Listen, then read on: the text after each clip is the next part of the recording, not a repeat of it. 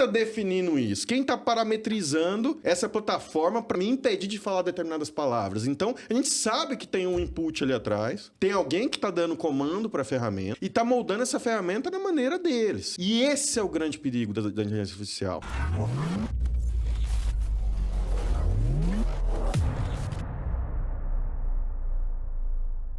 E se você achou que dava pra zoar o amiguinho e ficar impune, fica esperto que o processinho tá chegando. E você deve estar se perguntando o que o Paulo tá fazendo do lado do Estevão. Estevão, hoje nós temos ele, nosso querido amigo. Você quer apresentá-lo? Faz as honras. Por favor, nosso amigo, advogado, doutor, tem que chamar de doutor, né?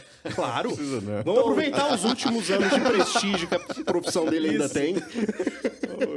Doutor Tiago Prado, muito Prazer. bem-vindo. Bem-vindo, doutor Tiago Prado. Prazer estar aqui com todos, né? A gente tá aqui para discutir um tema quente, uma pauta quente aí. E parece piada, mas é preocupante. Muito. Tem muita gente na reta aí que não tá piscando ainda, não sei por quê.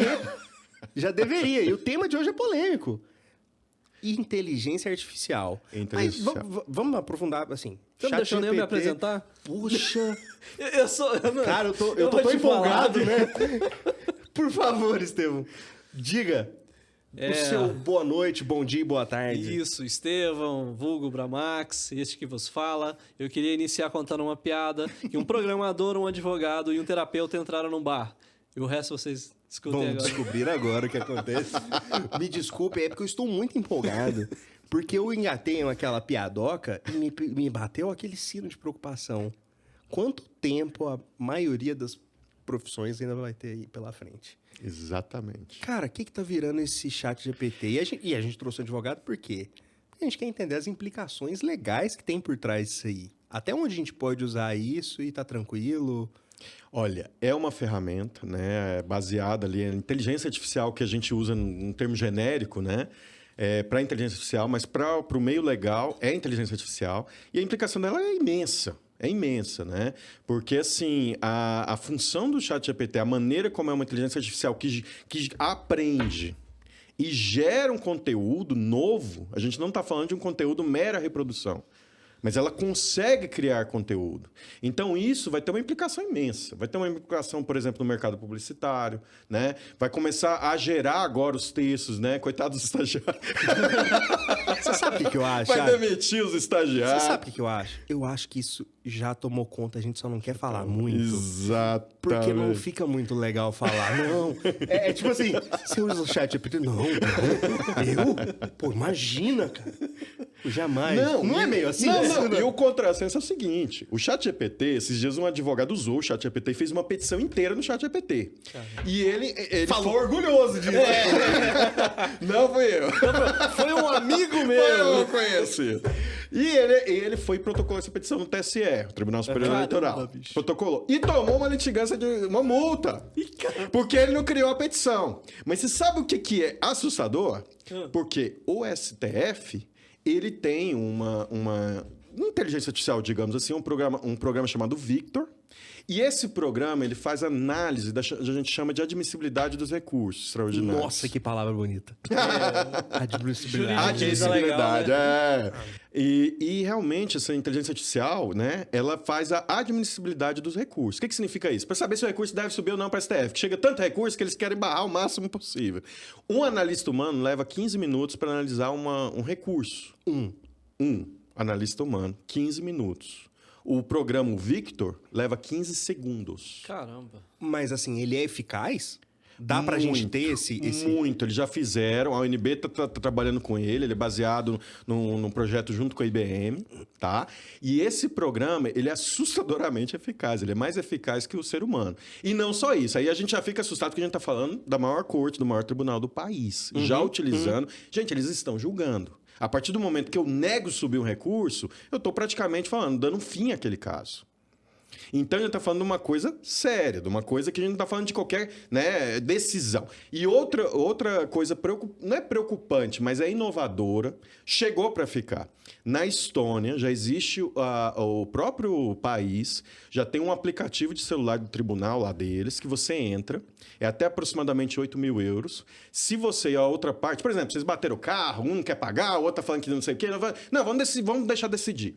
É uma inteligência artificial que decide. Caramba. Ela emite uma sentença e tem validade legal. Eles falam que o ser humano pode revisar isso, mas no final das contas, gente, mais de 95% das decisões eles consideram corretas. E as pessoas gostam.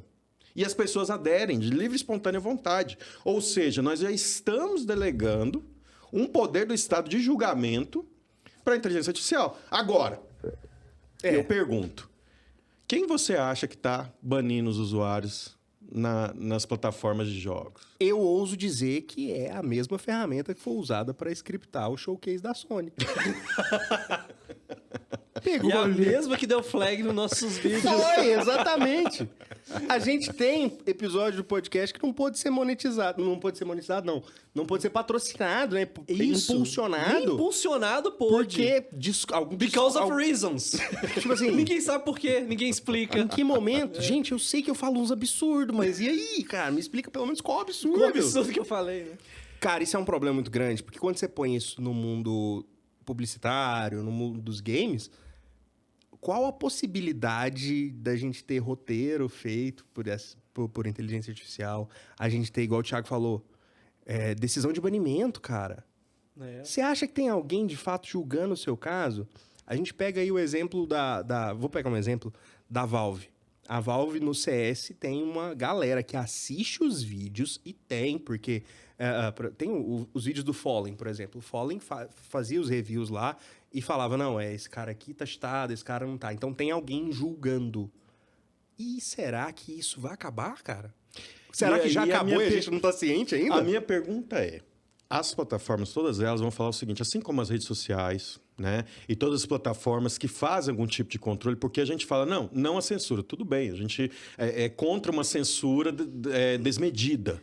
Mas não é isso, a gente sabe também que rola muito problema. A gente sabe que o pessoal usa a plataforma de games para fins ilícitos, o povo usa até para prostituição, para tráfico humano, tráfico infantil, fala besteira, racismo, e por aí vai. Então, não tem jeito, eles têm que ter um controle. Mas a gente está falando de milhões de usuários. A gente está falando, talvez, de bilhões de interações todos os dias. Não é possível você ter uma equipe, né, para olhar tudo isso. Então, eles falam que os humanos, de certa forma, revisam. Mas, na prática, a gente está... E o que nós estamos percebendo? As decisões são totalmente automatizadas.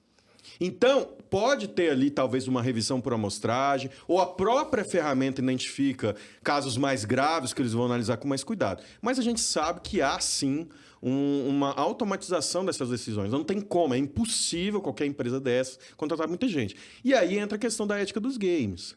Porque, assim, a gente... essa palavrinha, a gente lembra só da faculdade, da escola, né? Mas ética é tudo. Ética é o código de conduta dos usuários ali. Como é que eu vou usar? O que eu posso falar? Né? Eu posso chamar meu amiguinho de nerdola? De outras coisas? Quem está definindo isso? Quem está parametrizando essa plataforma para me impedir de falar determinadas palavras? Então, a gente sabe que tem um input ali atrás. Tem alguém que está dando comando para a ferramenta, né? E está moldando essa ferramenta da maneira deles. E esse é o grande perigo da inteligência artificial. Porque a inteligência artificial é aí já vamos entrar aqui em Skynet, todo mundo já viu esses filmes, né? Sim, sim. Mas o problema é esse. Porque é uma ferramenta, é um ser que talvez daqui a pouco crie um tipo de consciência. Se você conversa com o ChatGPT, é assustador. Uhum. E a gente está fazendo uma ferramenta, nossa imagem e semelhança. E isso é altamente preocupante. Você sabe onde eu acho que éticos. pode ser preocupante? Porque, assim, o ChatGPT é uma ferramenta. Ela é uma ferramenta. Você tem centenas de outras inteligências artificiais. Vou citar uma aí, o Midjourney. É outra inteligência artificial. Qual é o momento que será que essas inteligências artificiais vão estar unidas como uma só? Vou dar um exemplo. Já Porque te respondo. nós temos uma limitação que o ChatGPT é texto, é textual. Imagina se o ChatGPT discute com você uma solução e com base nisso, você fala, então agora me gera a imagem, eu quero ela pronta. Ele vai, com base no Midjourney ali, te dá a imagem pronta. Então, assim, aí você vai pegando o braço, você vai criando um monstrinho que, de repente, tá vivo no sentido de ele está em todas as camadas da internet, cara. E isso é... Será que tá longe disso? Tá, já vou te responder. Eu acho que não só não está longe, como já aconteceu. Ah, para! Para! Eu tava conversando com um amigo meu, programador, abraço, Tem que Bruno. tocar a vinheta do Plantão da Globo. Isso é absurdo. Me conta, Ele tava sério. me mostrando, ele tá trabalhando com inteligência artificial, assim, pra chatbot mesmo, sabe? E aí ele começou a escrever e fazer conexão de vários chats e eles conversam entre si. Por exemplo, olha, eu quero que você escreva para mim um código na linguagem Apex para fazer um e-commerce, um cadastro de usuário, alguma coisa assim. E aí o chat vai lá, conversa com outro chat, ele pega informação, porque eles são especializados, né? Então, quando ele chega num ponto que ele não tem aquela informação, ele já consegue buscar em outro, cara. E aí fica um conversando com o outro. Isso já acontece, cara. Então, se eles já estão conversando, meu amigo, espera na hora que eles fizerem esse casamento aí. Sim, eu vou extrapolar. Essa união estável. E eu vou extrapolar ainda mais. Você falou que já tem casos de julgamento e tal. Vamos dizer que isso evoluiu e eles já começam a julgar pessoas mesmo. Sei lá, um caso de assassinato. E aí você coloca um julgamento desse num país em que a pena de morte... Já existe nos Estados Unidos uma inteligência artificial que ela calcula a fiança. Ela calcula a quantidade, por exemplo, que ele tem que pagar como fiança e dá sugestão para o juiz de penalidade. Porque aí você pega ela se tornou discriminatória. Por quê? Porque, por exemplo, ela começou a pegar casos de pessoas com pele negra, né, de baixa renda, e ela começou a colocar fiança mais alta. Só pelo fato da pessoa ser de pele negra de baixa renda. Porque a maioria dos casos a inteligência artificial é preconceituosa.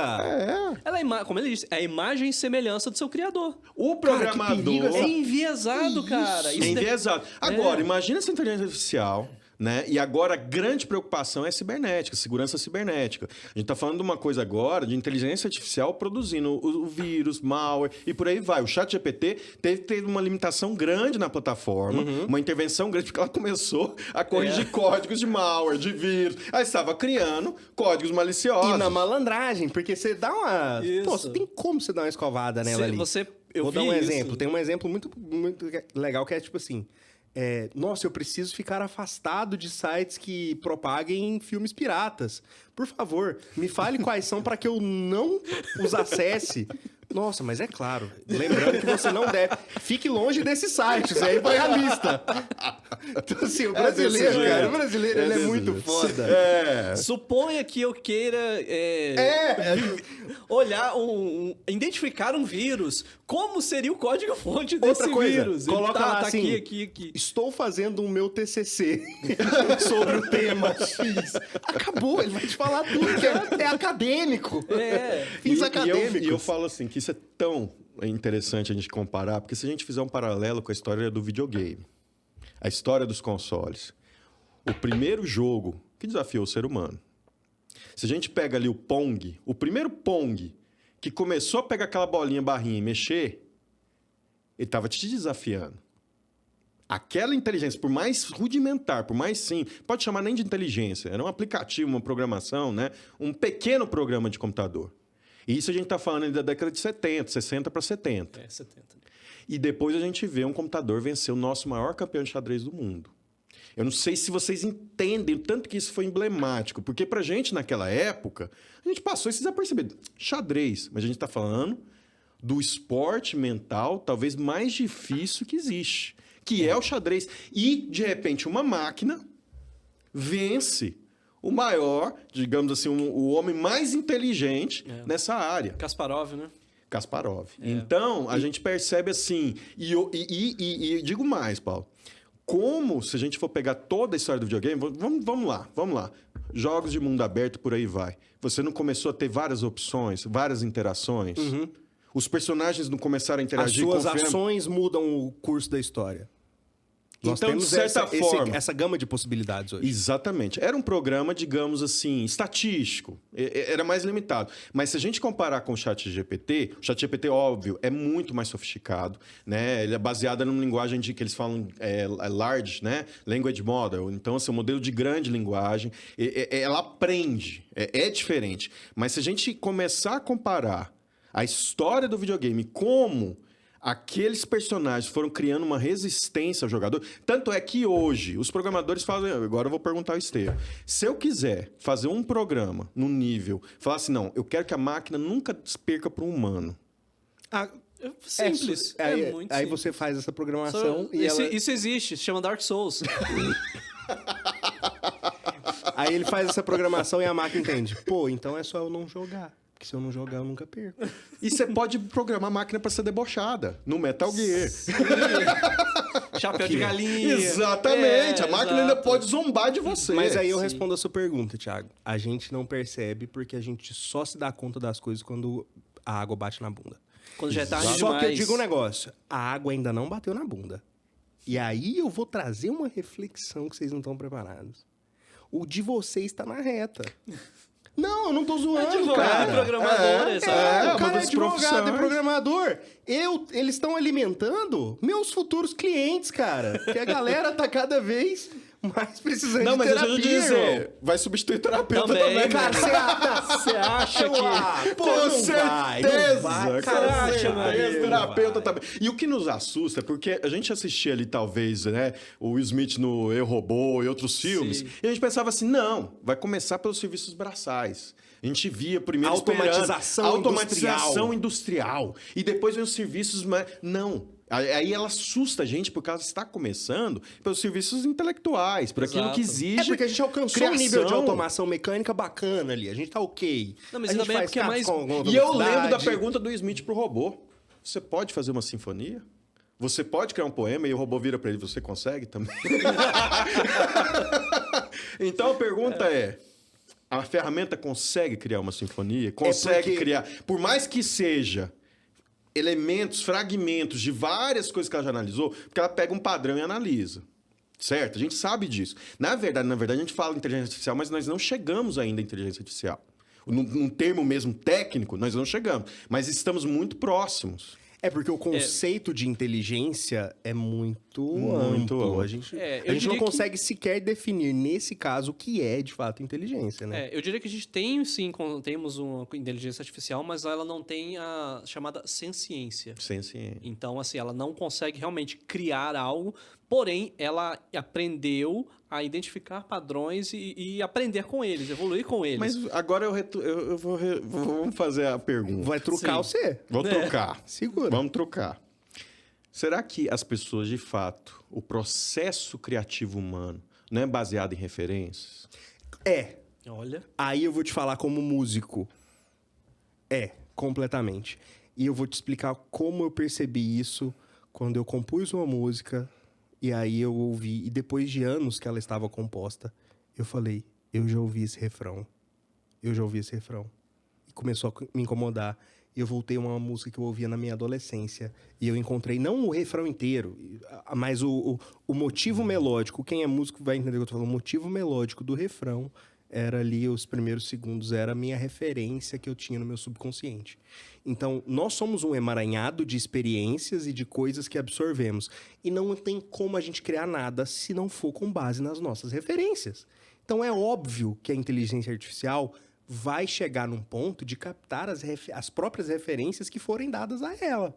E Mas ela será vai que ser capaz talvez... disso. E eu pergunto agora, voltando ao ChatGPT, porque se a gente olha o modelo de aprendizagem dele, né, e compara isso, e é interessante, né, porque a gente vê o alerta, né, do engenheiro da Google, não estou me recordando o nome, mas foi o pai nessa área, e ele saiu alertando para isso. E é interessante porque ele era um cara um brilhante, tanto na área, né, envolvendo programação, quanto na área de neurolinguística, de entender tudo isso. Ele juntou as duas áreas e conseguiu fazer algo assim, fora da caixa, né? Então, por que está havendo essa preocupação, Paulo? E aí eu digo, porque se o ChatGPT analisa, talvez, milhares de músicas, e ele acha um padrão nessas músicas, e ele começa a reunir, talvez, fragmentos disso para entregar uma música que, de fato, a gente vai pegar essa música, correr na base de dados de todas as músicas já criadas e não achar nenhuma.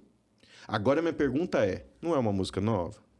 É uma música nova. Exato. É uma música E se é nova. uma música nova, ele não criou? Não, eu concordo faz com você. Não é ciência? Não. Ainda não.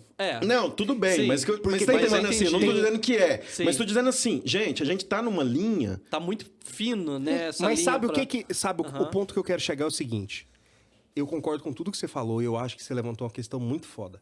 Mas tem uma questão muito importante. Eu vou falar do processo de músico, que é o que eu consigo trazer para agregar.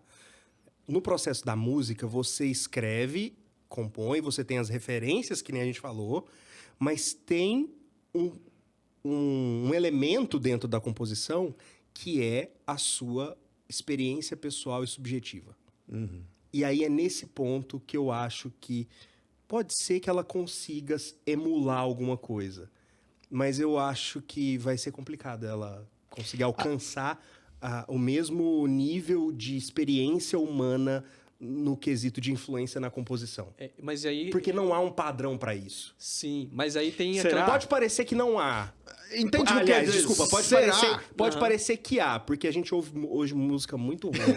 Então, assim, Mas eu há queria um falar... padrão muito grande na música, eu entendo. Eu tô falando de Não, pelo menos isso alguma... isso aí entra até numa questão espiritual, porque eu poderia muito bem falar, peraí, então eu tô limitado a um padrão de referência, eu tô limitado a um padrão psicológico, eu tô Perfeito. limitado aos padrões, por exemplo, se eu pegar ali Freud, aí pode falar até com mais propriedade, a gente vai verificar que há, de fato, padrões psicológicos, que todos nós, os seres humanos, temos.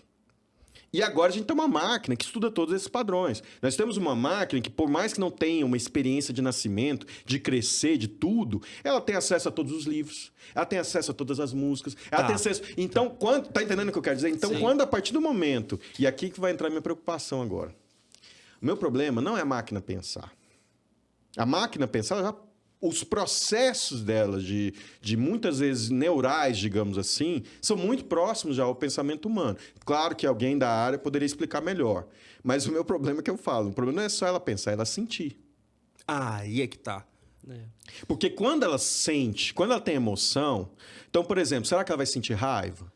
Será que ela vai reproduzir o nosso comportamento de raiva? Tá entendendo o que eu quero dizer? Sim, Porque o ser humano com raiva, ele vai agredir. O ser humano com raiva, ele vai agredir, vai ter violência, seja física, verbal e tudo mais. O ser humano com raiva, ele faz guerra. O que acontece? Quando os seres humanos são colocados em alguma situação de extremos, eles apelam para o senso comum. Tudo aquilo que você percebeu e tem de referências é aquilo que vai reagir. É nessa hora, então, que o seu trauma costuma vir, que o seu padrão de experiência pessoal, de exemplos que você teve na infância, é a hora que eles se manifestam. Então, essa é uma preocupação muito legítima. O quanto disso a gente vai ter? Mas a gente esbarra num negócio. Vamos falar do hoje, do que a gente tem hoje de ferramenta. Hoje, a ferramenta está limitada ao usuário. Hoje, a única limitação da ferramenta é o usuário, porque o recurso está lá. O que eu quero dizer com isso? A gente já está num ponto onde muitas pessoas já estão usando ativamente nos seus trabalhos, na sua vida cotidiana, e ainda assim ficam meio que com receio de falar. Então, assim, o que eu acredito, cara, e eu tô falando isso muito sério, que a gente vai ter curso ensinando a escrever para o ChatGPT. Não, eu juro por Deus, cara. A gente vai ter curso não ensinando a programar, não ensinando a fazer uma petição. Mas é uma programação. É uma programação. É uma programação. Eu não quero usar essa palavra agora. O input é uma programação. Eu só não quis usar essa palavra para não confundir as pessoas. Você não vai ser ensinado a programar. Isso. De fato, o que você faz, por exemplo. Você exemplo. vai ser ensinado a pedir o que você quer. Exatamente. Então, a peticionar, como a gente diz. A gente vai criar um leque de profissões que vão se resumir a eficácia está baseada naquilo que você coloca como input.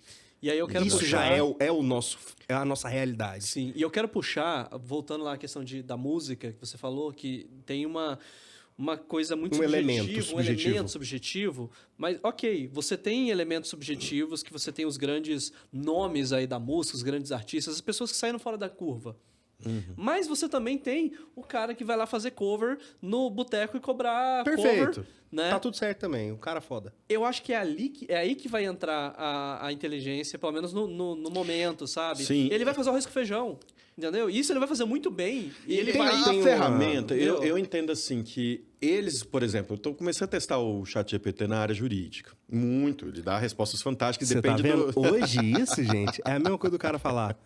Não vou fazer essa comparação, que ela é muito esdrúxula. Eu vou fazer, mas é uma piada, tá bom? É a mesma coisa do cara falar, não, eu vi pornografia só um pouquinho. Tô brincando, Thiago, é brincadeira. É porque não é mal visto hoje? É mal visto, cara. É mal visto. Só que eu testei justamente para ver até onde a plataforma ia.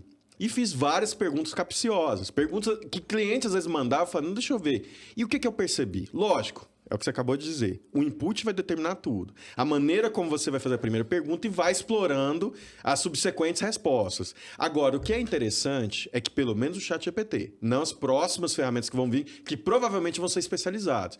Deve vir um ChatGPT só para o meio jurídico. E esse vai ser bombástico, esse vai ser violento. Mas o ChatGPT geral, ele é tímido. Ele não dá resposta em alguns pontos, ele não vai tão profundo justamente Por para medo não... de errar. Por medo de errar.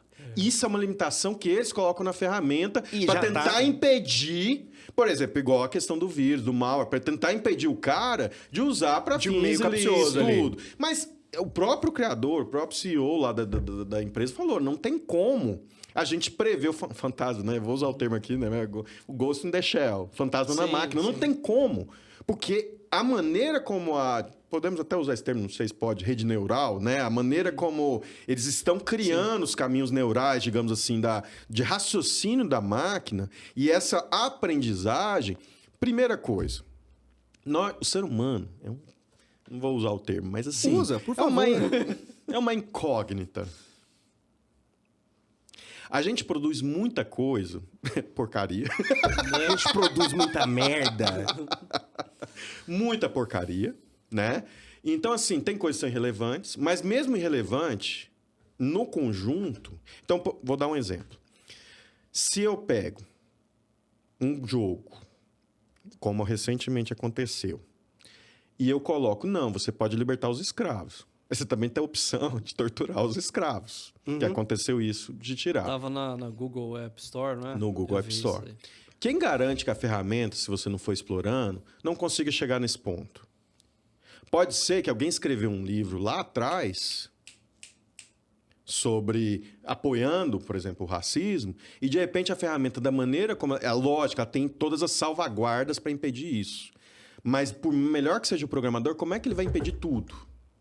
Tá entendendo? Igual você falou, me passa a referência do site que eu não devo acessar. Por favor, Entendeu? me explica.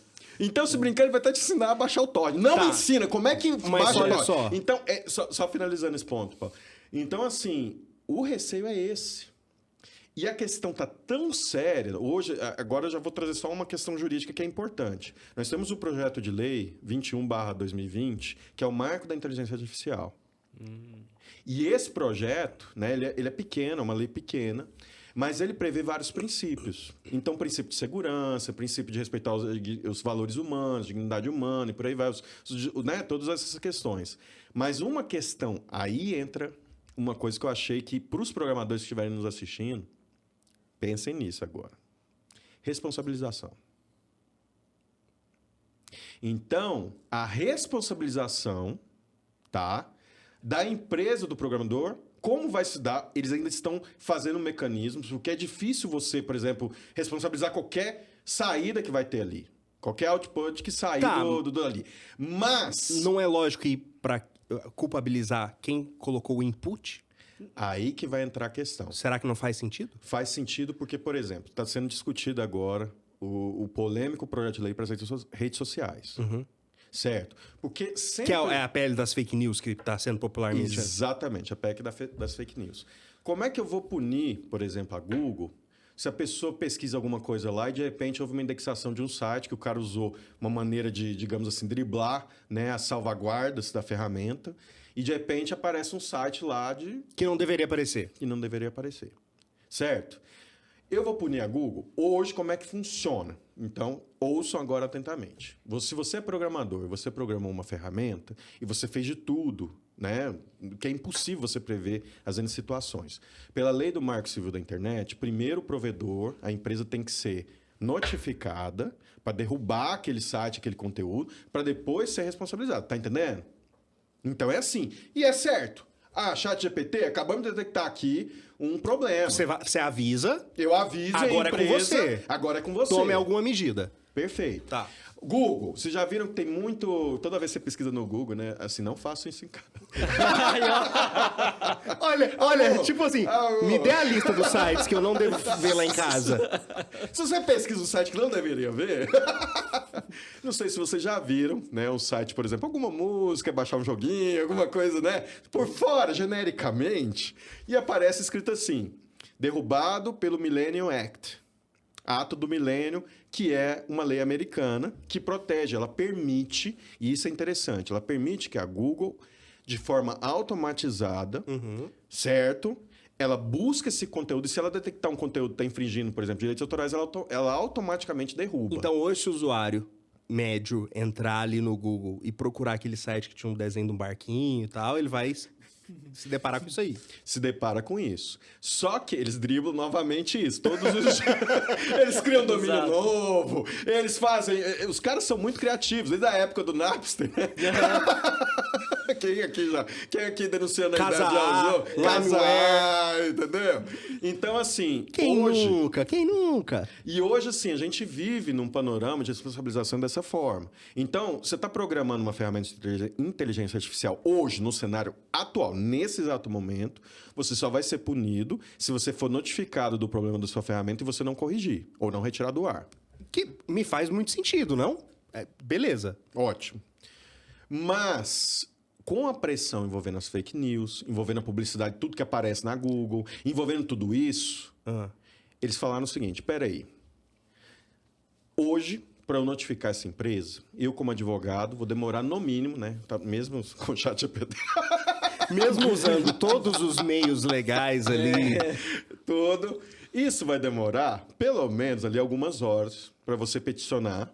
Quantas pessoas podem chegar a acessar o site que não deveria estar ali nesse meio tempo? Exatamente. Não é isso? Exatamente. Então você pode levar horas, talvez dias. Tem a denúncia pela própria plataforma. Vocês já viram, né? Sim. Você pode denunciar bem mais rápido, porque ela é automatizada. Mas, novamente, demora.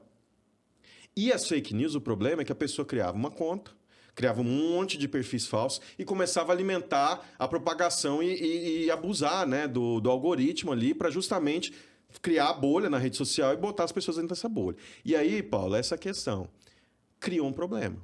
Porque se eu tiver que notificar a empresa toda vez, eu estou notificando agora, mas tem mais 100 já aparecendo. E aí ela vai ter um boom disso aí, vai virar um monstro dentro da empresa, não é isso? Exatamente. A gente cria um problema enorme. E você pode até afetar uma eleição, né? Cara, Então, né? e assim, vamos. Né? Desculpa, eu tô longe de querer soar niilista e tudo mais. Não há marco civil, não há marco regulatório que vai impedir a fake news. Não há. Porque a gente tem fake news na mídia tradicional, a gente tem alinhamento na mídia tradicional. Então, assim, a mídia B paralela nasceu porque estavam vendo incoerências e falaram, bem, se vocês podem falar o que vocês quiserem aí na TV, a gente vai falar o que a gente quer aqui na internet, quem quiser que venha. E aí criou todo esse submundo, cara. E a inteligência artificial sendo adicionada nessa mistura, muito me preocupa. Sim. Porque não dá para impedir o que tá vindo por aí. Não dá para impedir. A gente não sabe. A gente tá aqui discutindo isso juridicamente e de todas essas questões que você trouxe, mas a gente não tem como impedir um grande problema que a gente não tem ideia, porque a gente não tinha ideia nem de que a gente ia chegar nesse ponto, cara. A gente tá criando... A gente criou já, porque não tem como voltar atrás. Exato. É tipo Oppenheimer, tá? Chega no ponto que você fala, oh, meu Deus... Oh, Lord, what have I done? A destruidora de mundo. Eu sou a morte, Ai, a meu destruidora de mundo. Então, a gente... É o que você tá falando. Isso vai escalonar num ponto onde... Ou vai chegar num ponto que eles vão justificar o uso da inteligência artificial. Mas- assim, é a única forma da gente regular isso aqui. Porque a gente precisa de velocidade. Mas a gente aí- precisa de uma ação rápida. Não? Agora eu vou te falar um filme que eu amo. Matrix. Maravilhoso. Todo mundo ama Todo Matrix. mundo. A pessoa que não ama Matrix tá errada. E o arquiteto existia ali, não existia? Que era o grande vilão do filme. O pai da Matrix. Sim. Mas quem também existia ajudando a humanidade? O Oráculo. Que também era um programa. Era um programa, isso. Uma inteligência artificial. E o que eu acho interessante em Matrix, eu não sei se vocês lembram disso. Porque, na verdade, são vários programas. Tem programa contra programa. Tem programa tentando sobreviver. O Merovingio que sobrevive no submundo. Sim. Mas também tem ali o que protege os humanos, ajuda os humanos. Então, isso é interessante porque ali... E eu achei fantástico, achei assim uma perspicácia esse filme. E tem tudo a ver com o que a gente vai ver agora. O que o governo, o que as grandes plataformas, o que eles estão fazendo também? Porque isso já é um tema, e assim, é um tema de grande preocupação, segurança cibernética. Hoje, a grande guerra que a gente tem, em vez da guerra na Ucrânia... Ela é silenciosa, né? Ela é silenciosa. E a todo momento, hoje, né, a gente acha que tem um monte de hacker atrás do computador tentando invadir, e tem sim, né? Mas se a gente parar pra Inclusive os pensar... hackers do bem, né? Que Do são os caras que bem, testam a exatamente. segurança. White Hat, que eles chamam. Exatamente. Mas a gente tá... O que a gente está percebendo? Inteligências artificiais vão ter que barrar a inteligência artificial. Então a gente vai ter que criar uma máquina... Ou seja, a gente criou um problema e agora a gente vai criar um problema para segurar esse problema. Exatamente. Que aí, em algum momento vai ter um problema maior que vai regulamentar esses problemas. Exato. Ou o sistema entra em equilíbrio. Que é o que a gente tenta chegar. Eu vou te dizer uma coisa. O que acontece? Se a gente cria... Né? E aí aí tem que voltar à filosofia. Pena que o Renan não está nesse podcast. Mas se nós temos a tese e nós temos uma antítese, a gente consegue produzir uma síntese. É o que Matrix, ele é altamente filosófico. Então, Matrix, ele tá ali tentando mostrar pra gente o problema da equação que eles não conseguem resolver. O Neo, que eles tentam pegar o Neo e conseguir, digamos assim, equilibrar a equação. O Neo é para isso. Tanto é que o Neo ele tem uma ligação altamente, né, forte com as máquinas, mas ao mesmo tempo ele é humano. Então ele tá ali entre os dois mundos, ele transita entre os dois mundos. Ele é faz eficaz, parte, né? E é eficaz. Extremamente eficaz. Então, o que a gente percebe, e agora não dá tempo a gente falar de outros projetos, mas assim... Dá sim. Dá sim, porque você não tá preparado pro que tá acontecendo. Essa discussão aqui, ela não acaba aqui não, meu parceirinho. A gente vai dividir aqui porque tá muito foda isso aqui. Isso Vou deixar aí. o Thiago finalizar essa tese, a gente vai encerrar essa parte 1 e a gente continua esse papo na semana que vem. Finaliza pra gente Semana poder... que vem, parte 2, Revolution. Não, que a parte 2 é o Revolution, Reloaded Revolutions não. Nunca existiu. Só o primeiro. Obrigado.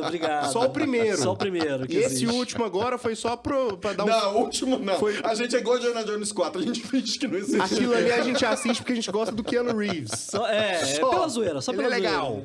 Ok. Mas é isso, galera. Por que a gente vai dividir? Porque o papo tá muito bom, a gente tem muito conteúdo pra produzir aqui, a gente quer tirar o máximo que a gente pode de conteúdo aqui do Thiago. A Então, hora do advogado é cara, né? A gente tá pagando uma nota pra trazer essa informação, pra gerar muito cortezinho pra sua rede social, pra você ver a gente bem bonito, assim, ó, falando, não sei o que, e passar certa credibilidade. E a gente não é daquele tipo que grava podcast sozinho, fingindo que tá num podcast, pra gerar corte. A gente não faz isso, a gente tá aqui no estúdio. Até semana que vem com o Thiago, volta pra gente continuar esse tema. Até mais. Até.